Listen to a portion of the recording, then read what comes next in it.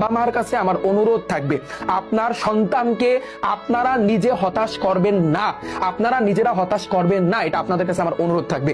আপনারা যদি বিগত বছরে একটু সার্চ দিয়ে দেখেন যে বাংলাদেশে কত শিক্ষার্থী এই এসএসসি পরীক্ষার রেজাল্টের জন্য তারা যে ভুল পথটা বেছে নিছে, আপনাদের কাছে অনুরোধ, ওদের মেন্টালিটিটা আপনারা বুঝবেন না। যেমন আমি যখন এসএসসি পরীক্ষা আমার রেজাল্ট দিছে, তখন আমার মন মানসিকতা কিরকম ছিল, তখন আমার বুকটা ধরফর করতো। আমি নিজের কথা কিন্তু বুঝছি, ওদের প্রত্যেকের অবস্থা কিন্তু এখন এইরকম। তো অনুরোধ থাকবে আপনাদের কাছে, অভিভাবকদের কাছে অনুরোধ থাকবে, ওদেরকে সাহস দিন, ওদেরকে সাহস যোগান। ওদের যদি একটু খারাপ হয় আপনারা বলবেন যে বাবা তুমি সামনে ভালো করতে পারবা, কিন্তু বলতে পারেন যে একটু যদি ভালো করে যদি পড়ালেখা করতি তাহলে আজকে এই রেজাল্টটা। কিন্তু ও তো চেষ্টা করছে, ও তো ওর সর্বোচ্চটা দিয়ে চেষ্টা করছে, সবাই কিন্তু চেষ্টা করে। যেমন আমি একটু উদাহরণ দিই, বিশ্ববিদ্যালয় মানে হচ্ছে চান্স পাওয়ার জন্য সবাই কিন্তু চেষ্টা করে, কিন্তু তার ভিতরে কয়েক হাজার শিক্ষার্থী বিশ্ববিদ্যালয়ে ভর্তি হতে পারে।